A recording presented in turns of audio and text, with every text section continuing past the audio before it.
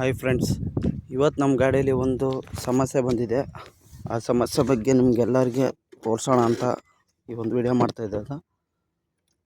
ಈ ಥ್ರಾಟಲ್ ಏನಿದೆ, ಈ ಥ್ರಾಟಲ್ನ ರಿವರ್ಸ್ ಹಾಕಿದರೆ ಅದು ಈ ಥರ ಮಾಡಿದ್ರೆ ರಿಟರ್ನ್ ಆಗೋದು ಈ ಥ್ರಾಟಲ್ ಸಮಸ್ಯೆಯಿಂದ ಡೈರೆಕ್ಟಾಗಿ ಇದಾಗ್ತಾಯಿದೆ.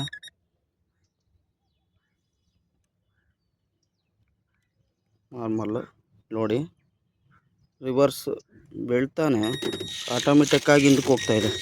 ನಾನು ಥ್ರಾಟಲ್ ಕೊಡ್ತಾ ಇಲ್ಲ, ನೋಡ್ತಾ ಇರ್ಬೋದು ನೀವು. ಆಟೋಮೆಟಿಕ್ಕಾಗಿ ಹ್ಯಾಂಡ್ಲ್ ಬಿಟ್ಟರೆ ಸಾಕು, ತಾನೇ ಹಿಂದೆ ಹೋಗ್ತಿದೆ. ಹಿಂಗೆ ನೋಡ್ತಾ ಇರ್ಬೋದು, ಹಿಂದೇನು ಯಾರೂ ಇಲ್ಲ,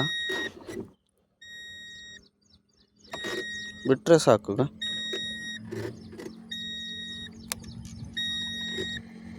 ಇದು ಥ್ರಾಟಲ್ನಲ್ಲಿ ಪ್ರಾಬ್ಲಮ್ ಆಗಿದೆ, ಮತ್ತು ನಾರ್ಮಲಲ್ಲಿ ಏನು ಮೂವ್ ಆಗ್ತಿಲ್ಲ. ಏನಂದರೆ ಈ ರಿವರ್ಸ್ ಬಟನ್ ಒತ್ತಾನೆ ಕೆಲವೊಂದು ಟೈಮ್ ಹಿಂಗೆ ಬಿಟ್ಟರೆ ಹೋಗ್ತಾಯಿದೆ. ನೋಡ್ತಾ ಇರ್ಬೋದು, ಒಂದು ಸ್ಪೀಡು.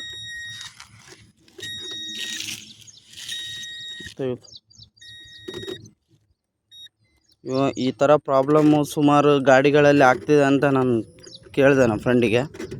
ಇದು ಕಂಟಿನ್ಯೂಸ್ ಲಾಂಗ್ ಹೋಗ್ಬೇಕಾದ್ರೆ ಈ ರೀಸನ್ ಮೋಡ್ ಯೂಸ್ ಮಾಡೋ ಅಂಥವ್ರಿಗೆ ಮಾತ್ರ ಈ ಪ್ರಾಬ್ಲಮ್ ಜಾಸ್ತಿ ಇದೆ ಅಂತ ಹೇಳಿದ್ರು. ನಮ್ಮ ಫ್ರೆಂಡು ಕೂಡ ಅದೇ ಹೇಳಿದ್ರು.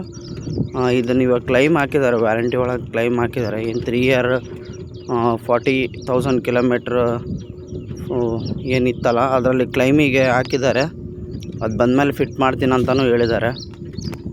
ಫಿಟ್ ಆದಮೇಲೆ ಅದು ಯಾವ ಥರ ಇದಾಗುತ್ತೆ ಅನ್ನೋದ್ರದ್ದು ಒಂದು ವಿಡಿಯೋ ಮಾಡಾಕ್ತೀನಿ.